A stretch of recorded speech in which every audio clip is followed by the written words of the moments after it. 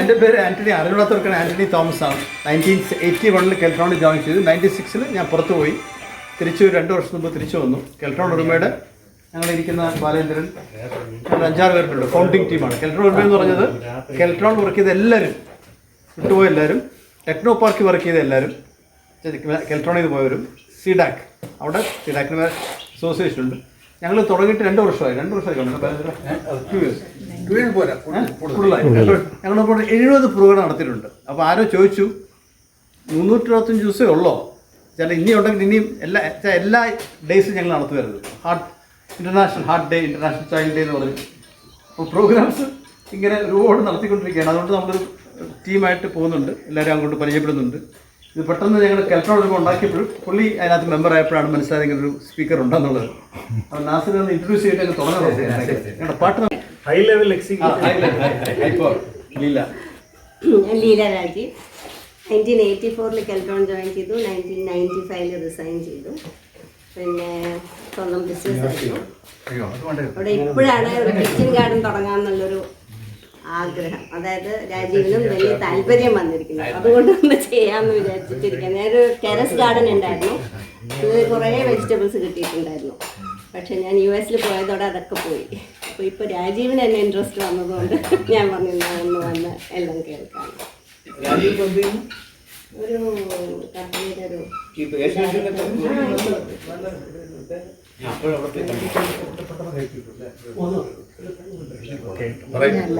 ഞാൻ ലത ആൻ്റണി, ആൻ്റണിയുടെ വൈഫാണ്. ഒരു എന്താണ് ഹൗസ് വൈഫാണ്. അതിൻ്റെ കൂടെ ഒരു ചിത്രകാരിയാണ്. കുറേ ഓയിൽ പെയിൻറ്റിങ്സ് ഇപ്പോഴും പിള്ളേരെയൊക്കെ പഠിപ്പിക്കുന്നുണ്ട്. പിന്നെ കുറച്ചൊരു ഗാർഡൻ ഉണ്ട്. അത് കുറച്ചും കൂടെ നല്ലാക്കി എടുക്കണം എന്ന് വിചാരിച്ചിട്ടാണെന്ന്.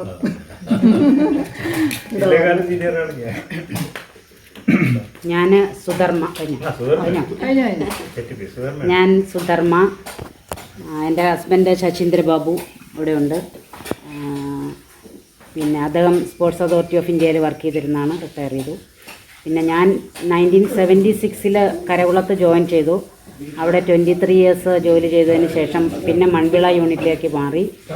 2014 അവിടുന്ന് DGM ആയിട്ട് റിട്ടയർ ചെയ്തു. പിന്നെ കൃഷിയിൽ താല്പര്യമുണ്ട്. പക്ഷേ ഈ പറയും പോലെ ഈ സ്ഥലപരിമിതി ഉണ്ട്. ഉള്ള സ്ഥലത്ത് കൃഷി ചെയ്യുന്നുണ്ട്. പക്ഷെ കുറച്ച് നാളായിട്ട് അതിൽ നിന്നൊക്കെ വിട്ടു നിൽക്കുന്നുണ്ട്. ഉള്ളത് നട്ടത് അവിടെ തന്നെ ഉണ്ടെങ്കിലും പിന്നെ കൂടുതൽ ഇമ്പ്രൂവ് ചെയ്യാൻ പറ്റിയിട്ടില്ല. ആഗ്രഹമുണ്ട് ചെയ്യണം. അത് അങ്ങനെ പല ബ്രാഞ്ചും കഴിഞ്ഞ് കെൽട്രോൺ കൺട്രോൾസിൽ ഒരു 10 വർഷം മുമ്പ് വന്നു. കഴിഞ്ഞ വർഷം ഞാൻ റിട്ടയറായി. ഇപ്പം അല്പം ഗാനരചന, അതുപോലെ പാട്ട്, അതുമൊക്കെ ആയിട്ട് ഇങ്ങനെ നടക്കുന്നു.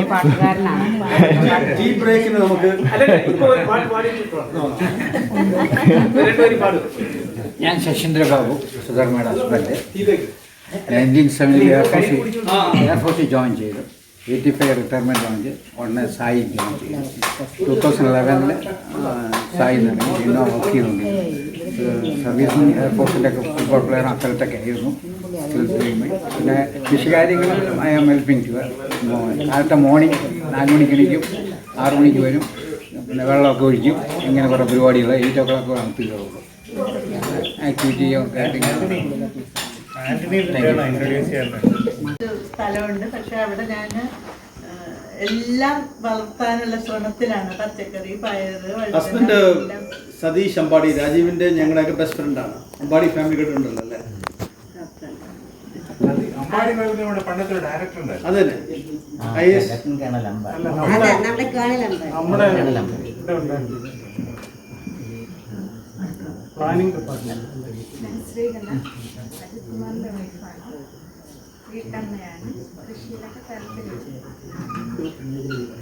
ഞാൻ മിനി പ്രൊവിഡന്റ് ഫണ്ട് ഓഫീസിൽ ജോലി. ഹസ്ബൻഡ് കെൽട്രോണിലാണ്. കെൽട്രോണിലായിരുന്നു, റിട്ടയർഡായി. ഹസ്ബൻഡ് കെൽട്രോണിലാണ്, MCDയിലായിരുന്നു മണി. പ്രോഗ്രാം മകള് PhD പാരീസിൽ. ഞാൻ ഷീലാദേവി. 1981 തൊട്ട് 2017 വരെ കെൽട്രോണായിരുന്നു. ആദ്യം അരൂർ യൂണിറ്റിൽ, അരൂരല്ല ആദ്യം ശാസ്ത്രങ്ങളെത്താൻ തുടങ്ങിയത്. പിന്നെ അരൂരോട്ട് പോയി കെൽട്രോൺ കൺട്രോൾസ്. പിന്നെ അത് കഴിഞ്ഞ് കമ്മ്യൂണിക്കേഷൻ ഡിവിഷനിൽ 2015 അവസാനം വരെ അവിടെയായിരുന്നു. പിന്നെ അവസാനത്തെ 1.5 വർഷക്കാലം കെൽട്രോൺ ഹൗസിലെ chief general manager HR and അഡ്മിനിസ്ട്രേഷനായിട്ട് റിട്ടയർ ചെയ്തു. ഹസ്ബൻഡ് അവിടെ ഇരിക്കുന്ന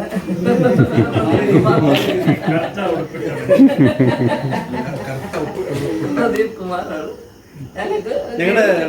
പറമ്പുണ്ട്, പറമ്പിലൊക്കെ ചെറിയ പല പല കൃഷികളൊക്കെ ചെയ്യുന്നുണ്ട്. പക്ഷെ കൃഷി ഒരു പിന്നെ അങ്ങനെ ഒരു എല്ലാമാണ്. പക്ഷെ നമുക്ക് അധികം മുതലാവുന്നില്ല. പക്ഷെ നമ്മളിപ്പോ ഒരു 20,000 രൂപ കിളയ്ക്കാൻ മുടക്കി കഴിഞ്ഞാൽ ഒരു 5,000 രൂപയുടെ സാധനം ചിലപ്പോൾ കിട്ടിയെന്നിരിക്കും. അത്ര ആ കണ്ടീഷനിലാണ് കിടക്കണം. അപ്പൊ അതെങ്ങനെ ഒരു ലാഭകരമാക്കാമെന്നുള്ളതിനെ കുറിച്ച് എന്തെങ്കിലും അറിഞ്ഞാൽ വളരെ നന്നായിരിക്കും.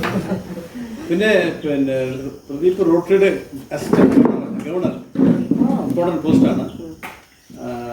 ഉച്ചയ്ക്ക് റോട്ടറി ക്ലബിന്റെ പ്രോഗ്രാമിൽ is doing A 2 hours workshop in Pariyaram, നമ്മുടെ സൗത്ത് ഇന്ത്യ. പരിയാരം പക്ക വില്ലേജാണ് പറഞ്ഞത്. പരിഹാരം എവിടെ? നെടുമങ്ങാട് പരിയാരം, ലീലാരാജി. സോറി സലീന എങ്ങനെ മറക്കാൻ. ഞാൻ ഇവിടെ DPI ഓഫീസിനടുത്ത് താമസിക്കുന്നു. എൻ്റെ സ്വന്തം സ്ഥലം കൊല്ലമാണ്. ഞാൻ ERNDCയുടെ ഇപ്പോഴത്തെ CDAC-ലാണ് വർക്ക് ചെയ്തിരുന്നത്. 1983 മുതൽ 2014 വരെ അവിടെയായിരുന്നു. റിട്ടയറായി. കൃഷിയോട് വലിയ ഇഷ്ടമുണ്ടെന്നേ ഉള്ളൂ. ഒരു ചെറിയ സ്ഥലമേ ഉള്ളൂ. ടെറസിലൊക്കെ കുറച്ച് ഗ്രോ ബാഗിലൊക്കെ ബോട്ടണിയാണ്. അതുകൊണ്ട് ചെടികളോടൊക്കെ കുറച്ച് താല്പര്യമുണ്ട്.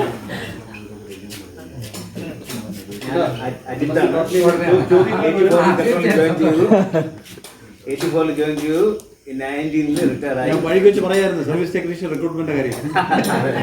വിവാദമായ റിക്രൂട്ട്മെന്റ് ആയിരുന്നു. അപ്പോൾ അതിലൊന്നും ഇപ്പോൾ IT നിന്ന് റിട്ടയറായി ഇപ്പോൾ ജീവിച്ചു പോകുന്നു.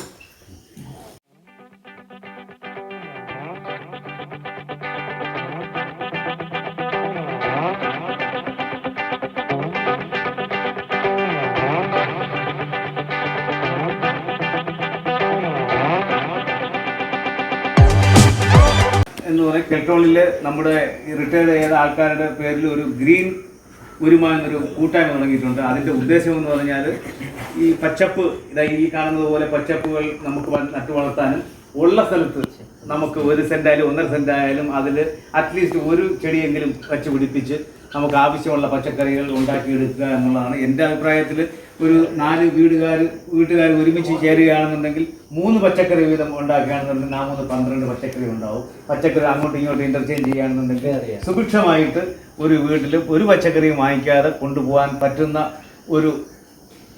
ഒരു സംരംഭം നമുക്ക് തുടങ്ങാനായിട്ട് അതിനു വേണ്ട ഒരു തുടക്കത്തിന് വേണ്ടിയിട്ട് നമ്മുടെ അരൂരിൽ ജോലി ചെയ്യുന്ന നാസർ ഇവിടെ എത്തിയിട്ടുണ്ട്.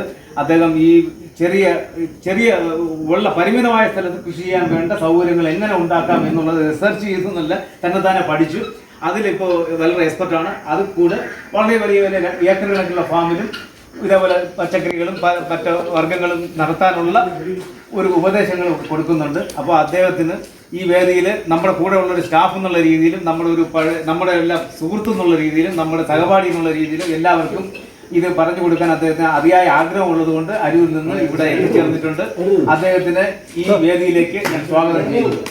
കെൽട്രോൺ കൺട്രോൾസിലായിരുന്നു 85 മുതൽ 2020 റിട്ടയർ ചെയ്യുന്നത്. കുറച്ച് നാൾ വിദേശത്തൊക്കെ വർക്ക് ചെയ്യുന്നു.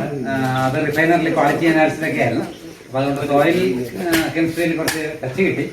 ഒരു 10-30 വർഷമായിട്ട് കൃഷിയിൽ വ്യാപൃതനാണ്. അപ്പോൾ ഞാൻ സബ്ജക്റ്റിലേക്ക് വരികയാണ്. ഇന്ന് എന്നെ സംബന്ധിച്ചോളം ഏറ്റവും സന്തോഷകരമായ അല്ലെങ്കിൽ ഏറ്റവും പ്രധാനപ്പെട്ട ഒരു ദിവസമാണ്. എന്തുകൊണ്ടാണെന്ന് ചോദിച്ചു കഴിഞ്ഞാൽ ഞാൻ ഈ കഴിഞ്ഞ 5 വർഷം കൊണ്ടായിട്ട് 350ഓളം ക്ലാസ്സുകൾ എടുത്തിട്ടുണ്ട്. അപ്പോൾ അതെങ്ങനെ കൃത്യമായിട്ട് കണക്കെടുത്തെന്ന് വെച്ചാൽ ഒരു സ്റ്റേറ്റ് അവാർഡിന് വേണ്ടിയിട്ട് അവരിങ്ങനെ വന്ന് ഇത് ചെയ്തു. ഈ എക്സ്റ്റൻഷൻ വർക്കുകൾ എന്തുമാത്രം ചെയ്യുന്നുണ്ട്, അഗ്രികൾച്ചർ മാത്രമല്ല എക്സ്റ്റൻഷൻ വർക്ക് എന്തോരം ചെയ്യുന്നുണ്ട്. അപ്പോൾ അങ്ങനെ ഒരു 350ഓളം ക്ലാസ്സുകൾ എടുത്തിട്ടുണ്ട്. പക്ഷെ അതിൽ നിന്നെല്ലാം വ്യത്യസ്തമായിട്ട് എന്താ പറയുക, ഒരു കുടുംബത്തിലെ അംഗവും അതുകൂടായിട്ട് ഞങ്ങളൊക്കെ ഒരു കാലത്ത് ഭയഭക്തി ബഹുമാനത്തോടുകൂടി കണ്ടിരുന്ന നമ്മുടെ ബഹുമാനപ്പെട്ട ആനന്ദ് സാറ്, അതേപോലെ ഓരോരുത്തർ കേട്ടോ, ഞാൻ പേരെടുത്ത് പറയുന്നില്ല, അഹമ്മദ് സാറ്, ഗ്രൂപ്പ് സാർ, അങ്ങനെ എല്ലാവരും ഇവരൊക്കെ ആയിട്ട് ഇങ്ങനത്തെ ഒരു ഇന്ററാക്ഷൻ നടത്തുക, ഒരു വേദി ഒരുക്കുക എന്ന് പറഞ്ഞത് എൻ്റെ ജീവിതത്തിൽ ഞാൻ പ്രതീക്ഷിച്ചില്ല. അപ്പോൾ അങ്ങനത്തെ ഒരു വേദി അത് ഒരു എന്താ പറയുക കുടുംബാന്തരീക്ഷത്തിൽ ഒരു അന്തരീക്ഷത്തിൽ അങ്ങനത്തെ ഒരു വേദി ഒരുങ്ങിയതിൽ പ്രത്യേകിച്ചും നിങ്ങളോട് ഓരോരുത്തരായിട്ട് എനിക്ക് നന്ദി പറയുന്നത്. അതാണ് ഏറ്റവും വലിയ കാര്യം. കാരണം ഞാൻ ഈ 350-400 ക്ലാസ് ഇപ്പോൾ ഇവിടെയൊക്കെ എടുത്തിട്ടുണ്ട്. നമ്മുടെ നേവൽ ഫിസിക്കൽ ഒഷ്യോഗ്രാഫിക് റിസർച്ച് ലബോറട്ടറിയിലൊക്കെ അവിടുത്തെ സയന്റിസ്റ്റുകളുടെ ഒരു നേടുന്നുണ്ട്. പക്ഷെ അതിനേക്കാളൊക്കെ എനിക്ക് ഏറ്റവും ഇഷ്ടപ്പെടുന്നതും സന്തോഷകരമായിട്ടുള്ള ദിവസം. അതുകൊണ്ട് സന്തോഷം കൊണ്ട് എനിക്ക് മുഴുവൻ ഇതും പ്രൊഡ്യൂസ് ചെയ്യാൻ പറ്റുമെന്ന് എനിക്കറിയില്ല. എന്നാലും ഞാൻ വിഷയത്തിലേക്ക് വരികയാണ്. ഇപ്പം അതിൻ്റെ അകത്ത് ഓരോരുത്തരായിട്ട് പരിചയപ്പെടുത്തി കഴിഞ്ഞു. അപ്പോൾ അതിലെ അഗ്രികൾച്ചർ എന്നൊരു സബ്ജക്റ്റാണ് നമ്മളിന്ന് എടുക്കുന്നത്. ആ അഗ്രികൾച്ചർ എന്ന് പറയുന്ന ആ സബ്ജക്റ്റിൽ തന്നെ ഏറ്റവും ഇപ്പോൾ ഓരോരുത്തർ പറഞ്ഞു അത് ലാഭകരമല്ല, ഇതല്ല, അങ്ങനെയൊക്കെയുള്ള കുറേ കാര്യങ്ങൾ പറഞ്ഞു. ശരി തന്നെയാണ്. പക്ഷേ അഗ്രികൾച്ചർ എന്ന് പറയുന്ന നമ്മുടെ ആ കൺസെപ്റ്റ് നമ്മുടെ ഈ അടുത്ത കുറച്ച് കാലം കൊണ്ടാണ് ഈ അഗ്രികൾച്ചറിനെ അതൊരു വിളവ് അല്ലെങ്കിൽ വരുമാനം, ചിലവർ തന്നെ ഒരു വിഷരഹിത ഭക്ഷണം എന്നുള്ള കേവല ആശയം, അല്ലെങ്കിൽ ഒരു നേരം പോക്ക്, അല്ലെങ്കിൽ മനസ്സുഖം, അല്ലെങ്കിൽ പെൻഷൻകാരുടെ ടെൻഷൻ ഏറ്റാൻ, ഇങ്ങനെയൊക്കെയുള്ള കേവലമായിട്ടുള്ള ആശയങ്ങളിലേക്ക് കൊണ്ടുവന്നു. അപ്പൊ അതിനെതിരെ നമ്മൾ അതല്ല അഗ്രികൾച്ചർ എന്ന് പറയുന്ന നമ്മളുടെ വീട്ടിലെ എക്കോസിസ്റ്റം ഉണ്ടാക്കലാണ്. ആ എക്കോസിസ്റ്റത്തിൽ നമുക്ക് ജീവിക്കാൻ പറ്റുള്ളൂ. അതിന്റെ ഏറ്റവും ഭയാനകമായ ഒരു അന്തരീക്ഷത്തിലാണ് നമ്മൾ ഇന്ന് പോകുന്നത്. കാരണം ഒരു മാസത്തിൽ 7 ന്യൂനമർദ്ദം വന്നു. അപ്പൊ അതിന് IPCCയുടെ കണക്ക് പറയുന്നത് 430 അന്തരീക്ഷ കാർബൺ, നമ്മുടെ അന്തരീക്ഷത്തിലെ കാർബണിന്റെ അളവ് 430 ppm അടുത്തെത്തി. അതിന്റെ പ്ലാനറ്റ് ബൗണ്ടറി എന്ന് പറയുന്നത് 450 ppm ആണ്. അത് ഭയാനകമാണ്. അപ്പൊ നമുക്കിനി എന്ത് ചെയ്യാൻ കഴിയുമെന്ന് ചോദിച്ചാൽ, നമ്മളുടെ വീട്ടിൽ നാം അധിവസിക്കുന്ന മനുഷ്യന് മാത്രം ഒരു എക്കോസിസ്റ്റം വേണം. ആ എക്കോസിസ്റ്റം അത് വീടാണ്. ആ വീട്ടിൽ ഒരു എക്കോസിസ്റ്റം ഉണ്ടാക്കുക, അത്രേ ഉള്ളൂ. അതുപോലെ എല്ലാ ജീവജാലങ്ങൾക്കും ഉണ്ട്. ഇപ്പൊ കാടുണ്ട്, കാവുണ്ട്, തോട്ടം. ഞാൻ നേരത്തെ നിങ്ങൾ പറഞ്ഞതാണ്, കാവുണ്ട്, തോടുണ്ട്, കുളങ്ങളുണ്ട്. ഒരു ഫസ്റ്റ് ഞാൻ പറഞ്ഞു മണ്ണിന്റെ ആരോഗ്യമാണെന്ന് പറഞ്ഞു. ആ മണ്ണിന്റെ ആരോഗ്യം എന്ന് പറയുന്നത് നമുക്ക് എങ്ങനെ വർദ്ധിപ്പിക്കാം മണ്ണിന്റെ ആരോഗ്യം? ഒന്ന് ബയോമാസാണ്. ആ ബയോമാസ് എന്ന് പറയുന്നത് നമ്മുടെ ചുറ്റുവട്ടത്ത് നിന്ന് കഴിയില്ല, നമ്മുടെ ചുറ്റുവട്ടത്ത് കളകളുണ്ട്. അതുകൂടാതെ നമ്മുടെ കിച്ചൺ വേസ്റ്റ് ഉണ്ട്, നമുക്ക് ബയോഗ്യാസ് അറിയുന്നത്. ഇതെല്ലാം കൊണ്ട് നമുക്ക് ആ മണ്ണിന്റെ ഹെൽത്ത് വർദ്ധിപ്പിക്കാം. ഒപ്പം മണ്ണിന്റെ ഹെൽത്ത് വർദ്ധിപ്പിക്കാനായിട്ട് ഈ ഞാൻ പറഞ്ഞ ജീവാണുക്കളുടെ പ്രാധാന്യം വളരെ ഇമ്പോർട്ടൻസ് ആണ്. അപ്പൊ ആ ജീവാണുക്കളിലെ ഏറ്റവും കൂടുതൽ മൈക്രോബ്സ് ഉള്ളത് ചാണകത്തിലാണ്. നമുക്കറിയാം അതിന്റെ നമ്മളത് അസിഡിക് ഡൈജഷനാണ്. പക്ഷെ പശുക്കളുടെ അങ്ങനെയല്ല, 4 അറയിൽ കൂടി കറങ്ങിയിട്ടുള്ള മൈക്രോബിയൽ ഡൈജഷനാണ് നടത്തുന്നത്. മൈക്രോബിയൽ. അതുകൊണ്ട് തന്നെ അതിന്റെ ചാണകത്തിൽ ധാരാളം കോടാനോടി മൈക്രോബ്സ് ഉണ്ടാകും. അതിന്റെ വിശദീകരണങ്ങളൊക്കെ ഉണ്ട്. അപ്പൊ അതിന് നമുക്ക് എടുത്തിട്ട് നേരിട്ട് ഇടാൻ ബുദ്ധിമുട്ടുണ്ട്, അതിനുള്ള സൗകര്യങ്ങളൊന്നുമില്ല. അപ്പൊ അത് നമുക്ക് വേണമെങ്കിൽ ഏതെങ്കിലും കുറച്ച് ഗ്രൂപ്പുകളെ ഫോം ചെയ്തിട്ടുണ്ട്. ഒരു ഗ്രാമത്തിൽ ഒരെണ്ണം വെച്ചാൽ മതി. അവർ ഒരു 10-2 പശുവിനെ വെച്ചിട്ട് ആ ചാണകം എടുത്ത് നമുക്ക് ഫെർമെന്റ് ചെയ്യാം. ഫെർമെന്റ് ചെയ്യുമ്പോഴത്തേക്കും പഴവും ശർക്കരയും ഇതെല്ലാം കൂടി ഇട്ടുണ്ട്, ഗോമൂത്രം എല്ലാം കൂടി ഇട്ടിട്ട് കുളിപ്പിച്ച് കഴിയുമ്പോൾ അതിനകത്ത് സകല മൂലകങ്ങളും ഉണ്ടാവും, എല്ലാവിധ ജീവാണുക്കളും അതിൻ്റെ ഉണ്ടാവും. അപ്പം അങ്ങനെ ആ ഇത് ഹെൽത്തി ആവും. അതിനെ നമ്മൾ കൾച്ചർ ചെയ്യുകയാണ് ചെയ്യുന്നത്. അതിൻ്റെ അകത്ത് ഇതിൻ്റെ എണ്ണം കൂട്ടുകയാണ് ചെയ്യുന്നത്. എന്നിട്ട് നമ്മൾ ഡയലൂട്ട് ചെയ്ത് ചെടികളുടെ ചുവട്ടിലേക്ക് ഒഴിച്ച് കഴിഞ്ഞാൽ ഈ നമ്മളുടെ ബയോമാസ് പെട്ടെന്ന് അതിനെ കമ്പോസ്റ്റ് ആകും. ഈ പ്രക്രിയയിലൂടെ അതിനെ ഓർഗാനിക് കാർബണായിട്ട്, ഓർഗാനിക് SOC, സോയിൽ ഓർഗാനിക് കാർബണായിട്ട് കൺവെർട്ട് ചെയ്യും. അങ്ങനെ കൺവെർട്ട് ചെയ്യുമ്പോൾ സോയിൽ ഹെൽത്തിയായി, പ്ലാന്റ് ഹെൽത്തിയായി. അപ്പോൾ അതിന് എന്തൊക്കെയാണുള്ളൊരു മാർഗം എന്നുള്ളത്, ഇവിടെ ചാണകം ഗോമൂത്രം വെച്ചിട്ടുള്ള ഏതാണ്ട് 14 തരം കൂട്ടുകളുണ്ട്. 14 തരം കൂട്ടുകളുണ്ട്. അത് എങ്ങനെയൊക്കെ ചെയ്യാം, അതായത് അതിനൊന്നും ഞാൻ ഓരോന്നോരോന്നേരത്ത് വിശദീകരിക്കുന്നില്ല.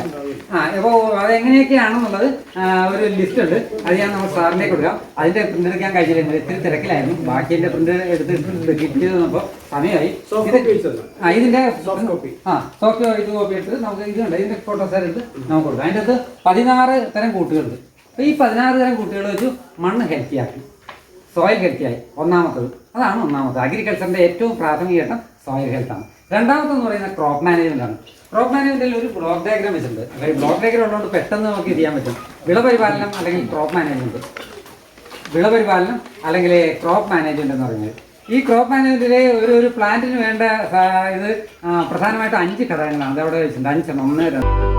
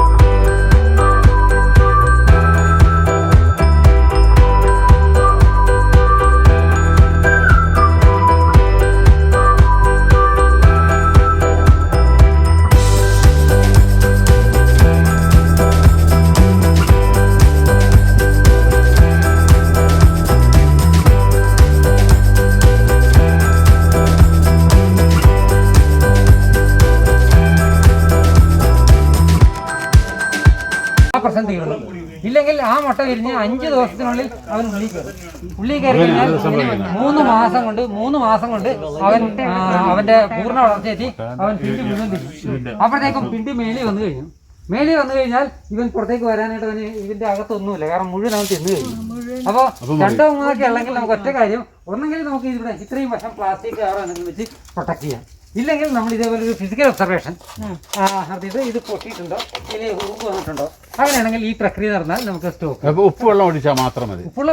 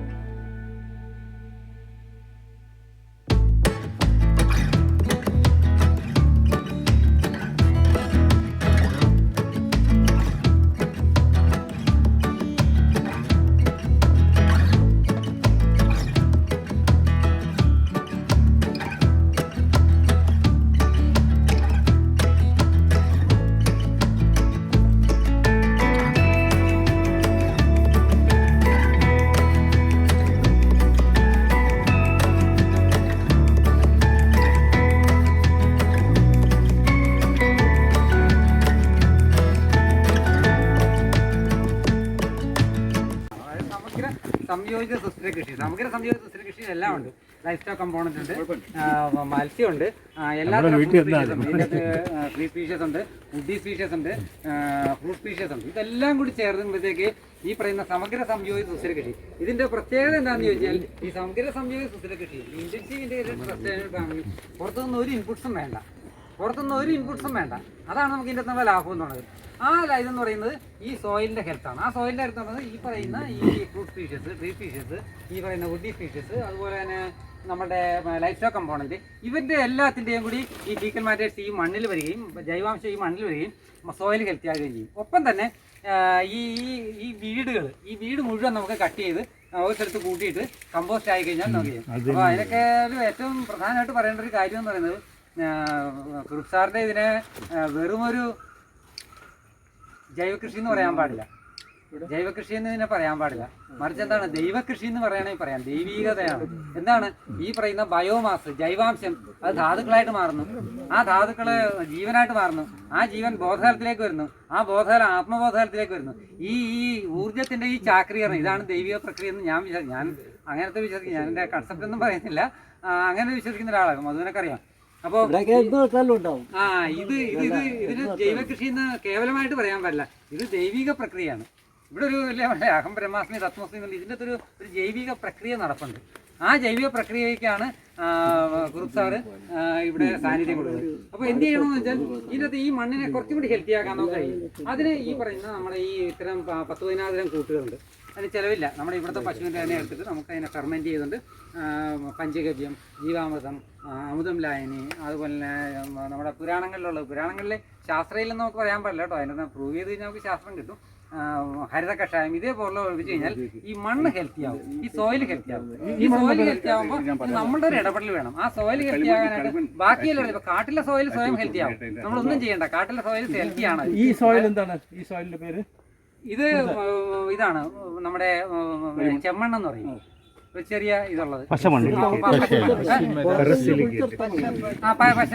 പശ്മരാശി കൂടി ചേർന്നാണ്. 2 തരം ഇത് ചേർന്നിട്ടുണ്ട്. ആറ്റിന്റെ തൊട്ടടുത്ത അലൂവിയൽ സോയിൽ വരും. ആറ്റിന്റെ തൊട്ടടുത്ത അലൂവിയൽ സോയിൽ കിട്ടും. ലൂസി സാൻഡ് ആണ്. അപ്പോൾ ഇതിന് കുറച്ചും കൂടി ഇതുണ്ട്. ഇപ്പൊ വാട്ടർ ഹോൾഡിംഗ് കപ്പാസിറ്റി കുറച്ചും കൂടി ഇതിന്റെ തോന്നും. പക്ഷെ ഇതിന് നമ്മള് ഈ വിളവെടുക്കും തോറും അതിന്റെ മൂലകങ്ങളുടെ അളവ് കുറയും.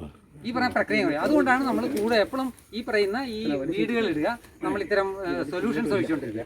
ഈ സോയിൽ ഓരോ ഇതളും വസന്തമാകും, ഓരോ വസന്തവും കഥ പറയും, കഥ പറയും, പ്രേമ കഥ പറയും. മുത്തുക്കിലുങ്ങി മണി മുത്തുക്കിലുങ്ങി,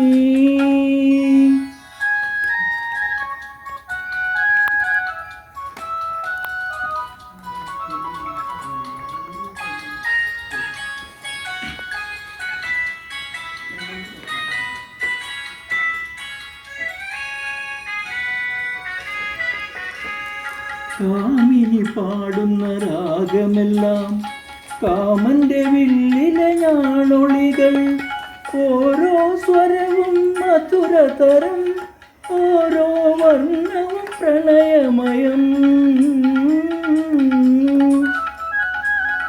പ്രണയമയം സ്വപ്നലഹരിമയം. മുത്തുക്കിലുങ്ങി മണി മുത്തുക്കിലുങ്ങി, മുത്തമൊളിക്കും